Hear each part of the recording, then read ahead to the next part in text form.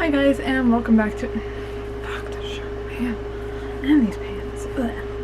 Hi guys, and welcome back to another video. So I thought today's video would be perfect to film right here in front of my bookshelf because of the theme of books and life tag. Have books taken over my life? The most likely yes, but we'll get into that with these questions just a minute. Quick shout out, I did originally see this video over on abookolive on her channel, and I will leave her channel down below. Okay, question number 1 is 1 being a normal person and 10 being the late Harold Bloom. How much are books and reading a part of your life? All the time. First off, I love collecting books where I can. Secondly, I read almost every day, depending on what mood I'm in. I read quite a bit. I read while I'm doing the dishes. I read while I'm sitting on my phone. Because that's something that I've kind of gotten the habit of, is I notice that sometimes I'll mindlessly scroll through Facebook and Instagram, and you know, while I'm mindlessly scrolling, I might as well get some reading done. Does that always happen? Absolutely not.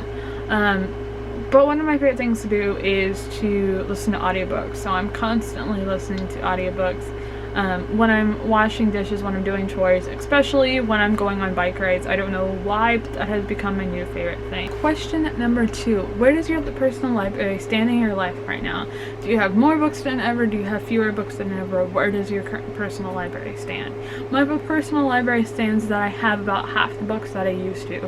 Right now I have around 45 books, and I used to originally have around 100, maybe 120 books, so quite a few fewer. But also one way that my personal library has changed is right below me is I have a whole section of Christian books, which is something that I never had in my old library, never really thought I would get into. I told myself for years that yes, I was a Christian, but no, I was not into reading Christian books. Problem is, I was reading the wrong thing. Another way that it has changed is that I am very much more picky about the things that I read, and I also don't pick up as many books as I have read before. Most of the books that I have and own, unless I read them after I buy them, is new books to me unless I'm at a thrift store, and then I'll sometimes, like my sister did, she picked up Catching Fire. This is a book I have read before, but it's also a movie edition that I've been looking for years, and since it was pretty cheap, she's like, you know what, why don't I get it? And that's pretty much about the only time that I get old read books, is if that's pretty much the only time that I pick up books that I've read before. It's at a cheap price, or it's an edition that I'm looking for. Number 3, take a mental step back, and what is a question a bookish incomer would have in your home? Oh, and then secondly, I am living with my aunt and my uncle and their kids. This is not my house, and this is not even my own apartment. But first impressions I would probably have is that we're casually readers, because we do have a bookshelf with books and some other stuff, like other kinds of reading material downstairs. Now if they came up the stairs and see my cousin's room, they might notice that she's my littlest cousin Layla, they might notice that she's a reader. But coming into my room, they might have, if they for whatever reason were venturing around the house, they might notice that there is a well-stocked reader in this room. I have 2 shelves of books on here, and then my cousin Zoe also has her 2 shelves of books on here. And again, we are featuring Cabbage in this video because she's being a needy lady today.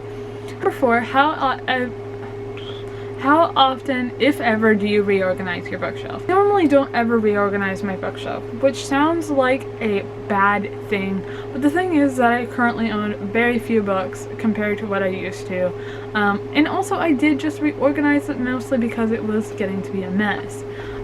So not very often. 5 is how often on a given week do you acquire books? I don't. Currently, I am more focused on my education than having a job, and also working on getting some paperwork set up. So I don't have a job to collect my own books, and therefore I don't acquire any. Number 6 is What song is your current earworm? So many, but I am currently restuck on Can't Hold Us Down by Christina Aguilera. Absolutely love that song. Question number 7 is, what percentage of control do you keep in a well-stocked bookstore? I do and don't. I have a tendency to pick up and look at books, but if I don't have money with me, then I just don't obviously get anything. But I might ask if it's like my mom and she told me that specifically told me I could get something, then I will, but usually I don't ask for books if I'm with other people. But otherwise I do like to peruse the shelves and just look and maybe even see if there's an edition of a favorite that I would like to keep in the back of my mind, because yes, I'm a reader, but I'm also a book collector, or I would like to get back to being. Question number 8 is, do you ever feel the need to take a break from books? If so, what form does it take? What form does it take? A lot of things. It'll take binge watching music, it'll take the form of Netflix. I love true crime. It's something that I've re-picked up on, especially on Netflix. It'll also take the form of me staring at the wall for hours because I have an addiction to reading. So trying to find something else that entertains me is really hard. I'll also probably slip into an old favorite TV show. Right now, my current TV show obsession is Life Below Zero. Number 9, when you meet new people, how long does it take to bring up books? Almost pretty instantaneously. I don't know how or why, but most of the people that I've met in my life are into books, even casually. And if they're not, I will bring up my other obsessions, aka music.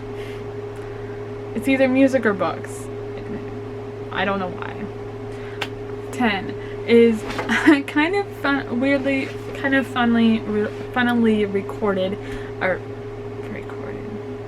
funnily written is, have you made any provisions for your personal library after you croak?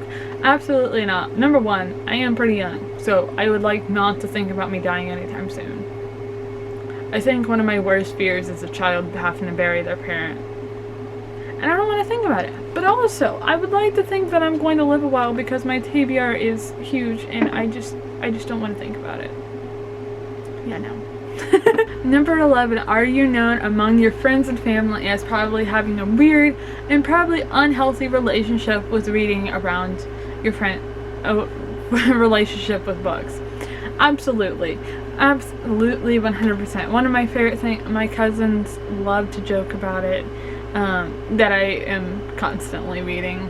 My sister who my little sister who pushed me to be more of a reader, when I told her the sheer amount of books that I've somehow read this year, she's like, how? And oh my goodness. And my my other sister Emily loves to tell me how I read too much, which I will personally disagree. I think reading 3 books at once and finishing 2 books just because you so happen to be almost done with both of them in the same week is not a bad thing.